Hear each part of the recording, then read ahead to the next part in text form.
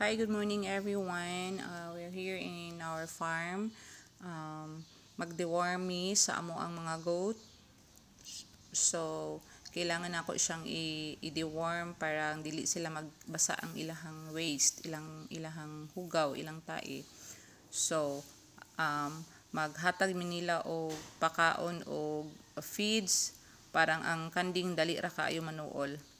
So, tahop ni siya guys, 3 kilos, ibutang namo, i-mix namo sa tubig nga na ay water nga na ay asin.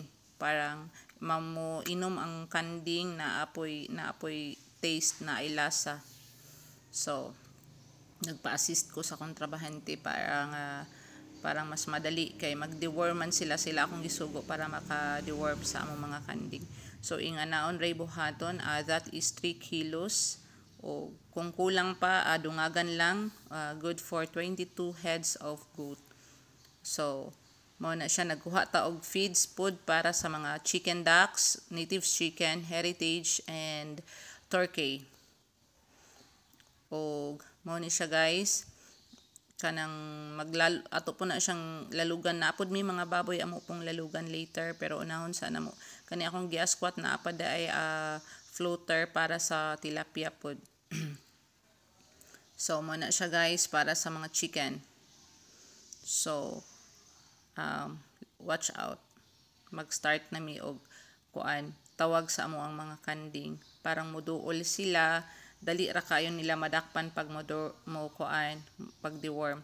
So nakakita na ang mga chicken nato og tuktukon mo nang nanuol na sila nako, inana sila, magtapok na sila, basta kay makakita na sila nga nanatay gibiking no gidala nga feeds. So mo ni ato ni siyang butangan para sa mga ducks, mga Peking ducks and BB Torquay. So mo na siya guys, na ato ang kanding guys, gapadulong nang ato ang mga kanding, ma-deworm na nila kay moduol naman na, kay musuyop naman na sila atong tahop nga na ay asin. So usahay ato po nang sagulan og feeds ang ilahang tahop.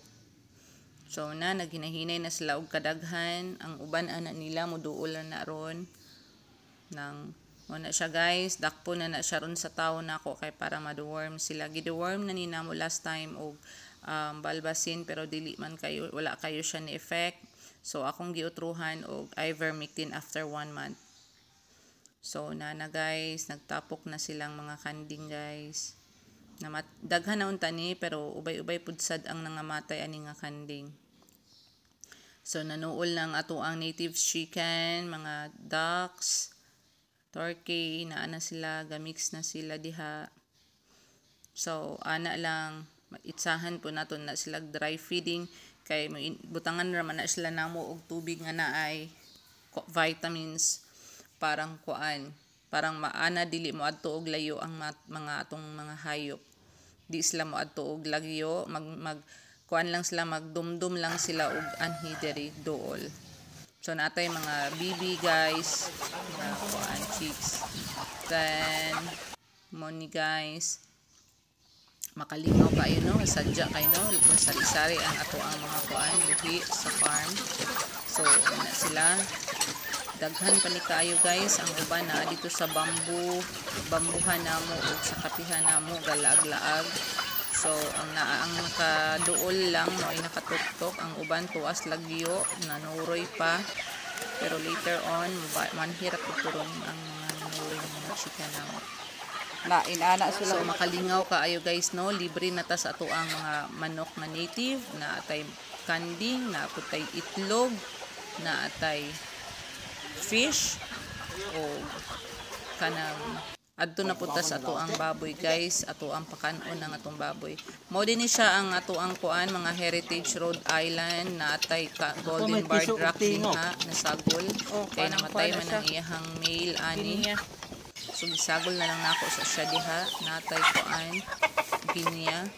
So mga Rhode Island guys, natay Black Australorp food guys, na aputay katong lain ni tulo ni ka klase diri nga black kanang heritage